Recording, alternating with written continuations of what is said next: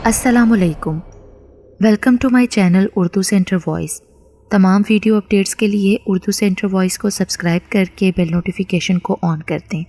तो आइए सुनते हैं आज की वीडियो में एक फ़ौजी का माजरा जो नादीदा मखलूक़ात पर यकीन नहीं रखता था। वो एक शदीद तूफ़ानी रात थी। अंधेरा इस कदर गहरा था कि हाथ को हाथ सुझाई नहीं देता था। हवा इस कदर तेज़ थी कि द्यो कामत दरख्तों के टहने टूट टूट कर हवाई खौफनाक चीखों में इजाफा कर रहे थे। जब बिजली चमकती तो पुराने खंडरात ऐसे मुंह खोले नज़र आते जैसे उनमें हज़ारों बदरूहें कैद थीं, और अब कुदरत के गैर मर्रई हाथ ने नागहां उन्हें आज़ाद कर दिया हो। तेज़ हवा के साथ बारिश भी इस कदर तूफ़ानी थी जैसे कुदरत ने आसमान के तमाम दरवाजे खोल दिए हों। हमारे फ़ौजी ट्रक में पानी हर सिमत से अंदर आ रहा था और हमारे बिस्तर और वर्दियाँ सब भीग गई थीं।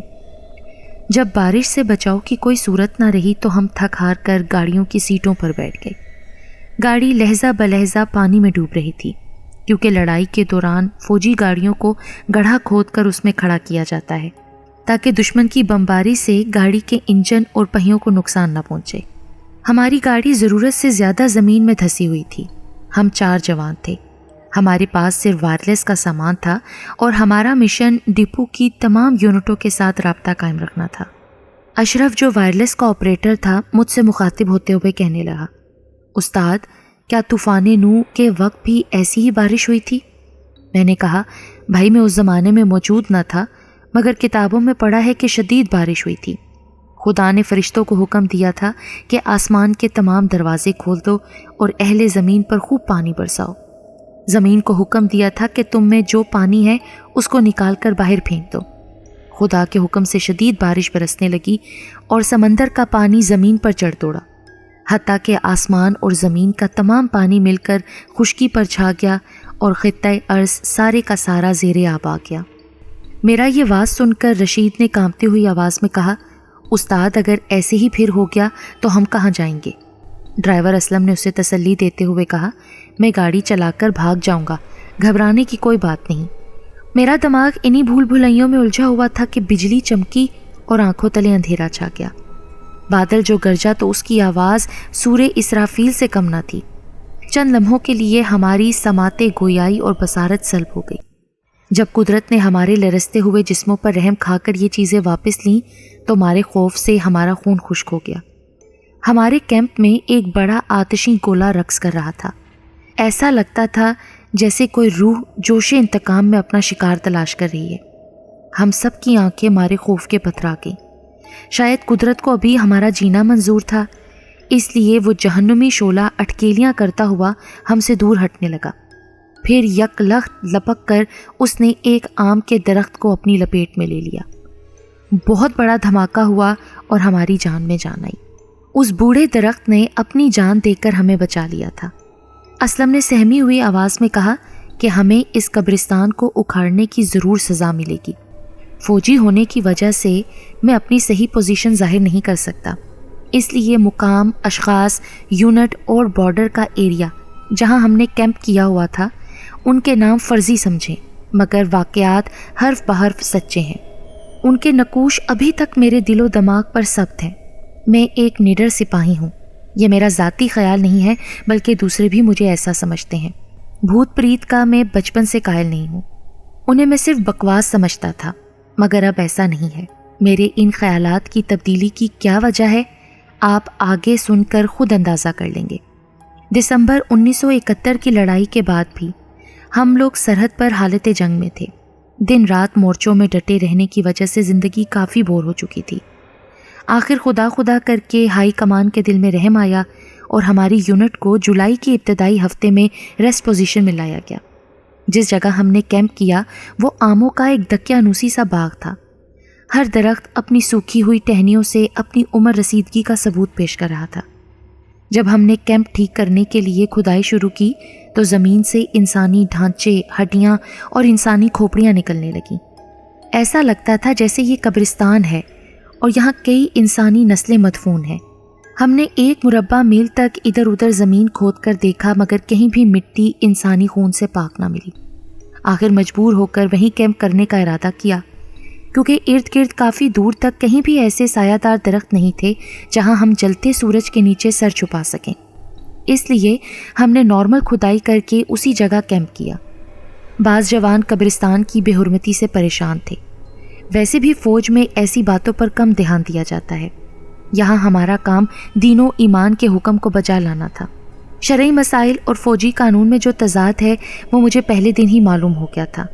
ہم لوگ جب قبرستان میں کھدائی کر رہے تھے تو کھدائی کے دوران ایک عجیب و غریب اور عقل کو دنگ کر دینے والا واقعہ ہوا۔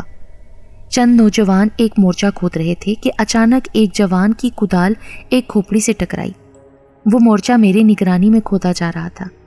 جب میں نے ہڈی کے چٹکنے کی آواز سنی تو پلٹ کر دیکھا تو نعیم ایک کھوپڑی کو کدال سے کھینچ کر زمین سے باہر نکال رہا تھا، اور پھر دیکھتے ہی دیکھتے ایک سیاہ ناگ جو تقریباً 2 فٹ لمبا ہوگا پھن پھیلائے کھوپڑی سے نمودار ہوا۔ نعیم بیچارے کو اس نے کمر بھی نہ سیدھی کرنے دی اور ڈس دیا۔ اس کے منہ سے ایک ہلکی سی چیخ نکلی اور وہ زمین پر گر کر تڑپنے لگا۔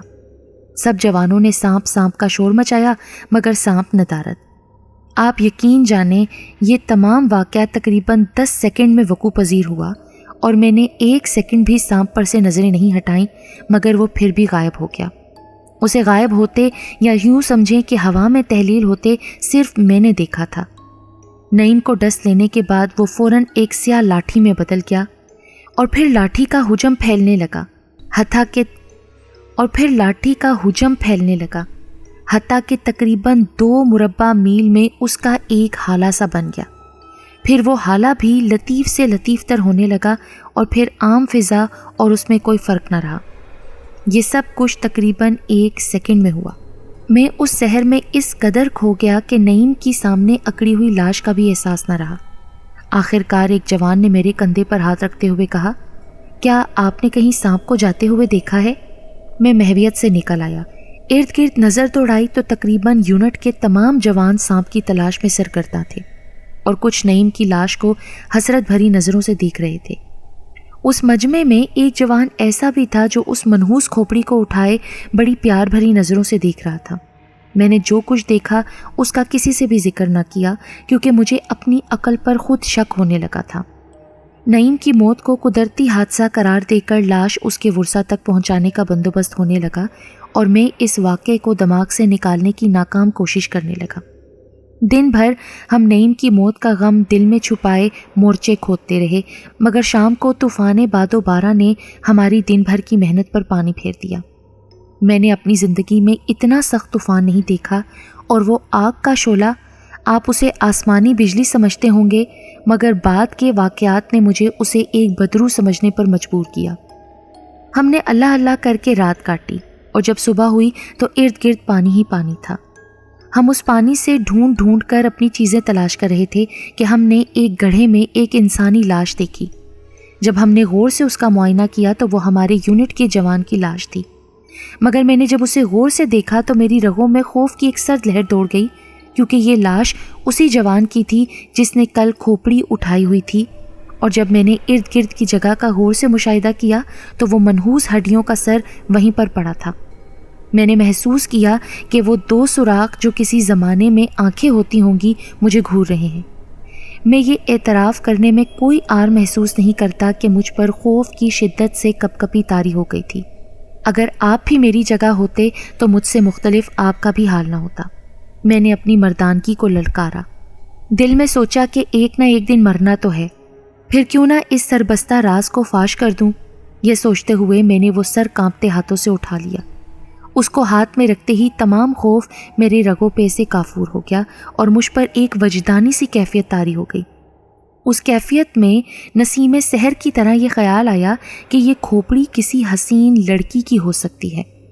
پھر یہ شک یقین میں بدلنے لگا، حتیٰ کہ میرا یقین اتنا پختہ ہو گیا کہ سچ مچ کی لڑکی میرے سامنے کھڑی تھی۔ میں اس کی خوبصورتی کی تعریف نہیں کر سکتا، اور نہ مجھے ضرورت ہے کہ اس کے یاقوتی ہونٹوں، نرگسی آنکھوں اور قد و قامت پر خامہ فرسائی کروں، مگر میں اتنا ضرور کہوں گا کہ اس کی آنکھوں میں بے پناہ کشش تھی، اور آپ خیال کریں کہ اس وقت دیکھنے والوں کی نظر میں کتنا مذائقہ خیز لگتا ہوں گا۔ لوگ لاش کے گرد ماتم کو نہ تھے، اور مجھ پر خواہش کے دورے پڑ رہے تھے۔ آخر کار میں نے جذبات سے مغلوب ہو کر اس کھوپڑی کو ایک جگہ لوگوں کی نظروں سے بچا کر دفن کر دیا تاکہ تنہائی میں اس سے لطف اٹھا سکوں۔ جب میں نے اس کو اپنے سے جدا کیا تو وہ تصوراتی دوشیزہ کا نشہ بھی کافور ہو گیا۔ میں نے محسوس کیا کہ ایک عالم سے نکل کر میں دوسرے عالم میں داخل ہو گیا ہوں۔ حقیقی دنیا سے مجھے نفرت سی ہونے لگی، جس میں چاروں طرف خوف و ہراس پھیلا ہوا تھا۔ جب میں نے دوبارہ لاش کو دیکھا تو خوف نے مزید اپنے پنجے میرے دل میں گاڑ دیے کہ ایسے ہی ایک دن میری بھی لاش کسی گڑھے میں تیرتی ہوگی۔ ڈاکٹر نے لاش کا معائنہ کرنے کے بعد کہا کہ یہ سپاہی سانپ کے ڈسنے سے جاں باک ہوا ہے۔ اس واقعے کو بھی یونٹ نے قدرتی حادثہ سمجھ کر کفن کا انتظام شروع کر دیا، مگر میں تھا کہ جیسی میری رگوں سے کوئی خون چوس رہا تھا۔ میں سخت اذیت میں مبتلا تھا۔ جب مجھ میں قوت برداشت نہ رہی تو خیال آیا کہ مرنا تو ہے ہی، یوں اذیت سے ایڑیاں رگڑ رگڑ کر مرنے کی بجائے کیوں نہ ایک حسین تصور میں کھو کر سکون سے مروں۔ ایسا حسین تصور مجھے کھوپڑی کے چھونے سے ہی حاصل ہو سکتا تھا۔ آخر جب مجھ میں ضبط کا یارانہ نہ رہا تو میں تقریباً رات کے 2 بجے اپنے بستر سے اٹھا اور جہاں وہ کھوپڑی دفن تھی اس طرف چل پڑا۔ چاند کی اس دن شاید 20 سے اوپر تاریخ تھی، کیونکہ جب میں نے مشرق کی طرف دیکھا تو چاند طلوع ہو رہا تھا۔ وہ چاند افق پر پھیلی ہوئی بدلیوں میں ایسا لگ رہا تھا جیسے خون میں نہایا ہوا ہو۔ ہلکی ہلکی ہوا ایسے چل رہی تھی جیسے کسی کے غم میں سسکیاں بھر رہی ہو۔ مجھے ہر شے کسی کے غم میں نوحہ کنا نظر آ رہی تھی۔ میرے بدن میں آگ لگی ہوئی تھی جیسے میری رگوں میں کسی نے آگ بھرتی ہو۔ میں غیر ارادی طور پر اس کھوپڑی کی طرف بڑھنے لگا۔ جب میں اس بوڑھے آم کے درخت کے پاس پہنچا جہاں دن کو میں نے وہ کھوپڑی دفن کی تھی تو وہاں میں نے اپنی گھنی پلکیں اٹھا کر دیکھا تو میں نے اسے پہچان لیا۔ یہ وہی شبیہ تھی جو مجھے اس کھوپڑی کو چھونے سے نظر آئی تھی، مگر اب اس کی آنکھوں میں دعوت گناہ کی بجائے بے پناہ پیار تھا۔ مجھ پر اس کی نظر پڑتے ہی میری تکلیف میں اضافہ ہو گیا اور مجھ پر بے خودی کسی کیفیت طاری ہونے لگی۔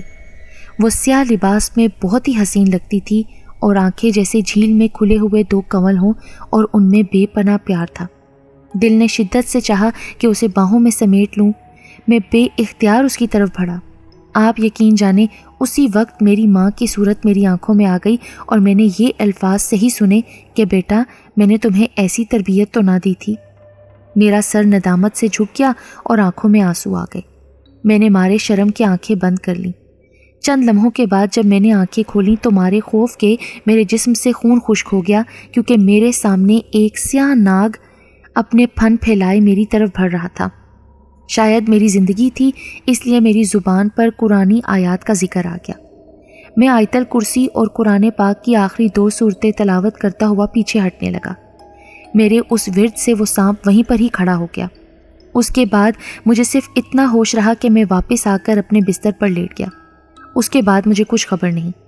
تیسرے دن ہسپتال میں میری آنکھ کھلی تو پتہ چلا کہ میں پورے 2 دن بے ہوش رہا ہوں۔ تقریباً 2 ہفتوں کے بعد ہسپتال سے واپس آیا۔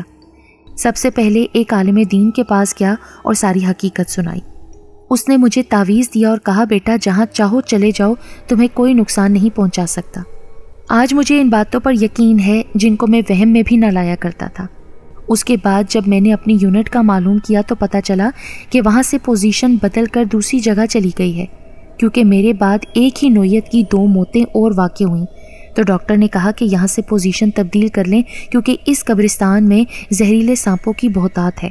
مگر سب سے زیادہ حیران کن بات یہ ہے کہ جب میں دوبارہ اس جگہ کو دیکھنے کے لیے گیا جہاں میں موت سے 2-4 ہوا تھا تو میری حیرت کی انتہا نہ رہی کہ اسی درخت کے پاس جس پر بجلی گری تھی وہ عورت بیٹھی تھی، اور جتنی موتیں واقع ہوئیں سب کی لاشیں اس درخت کے نیچے سے ملی تھیں۔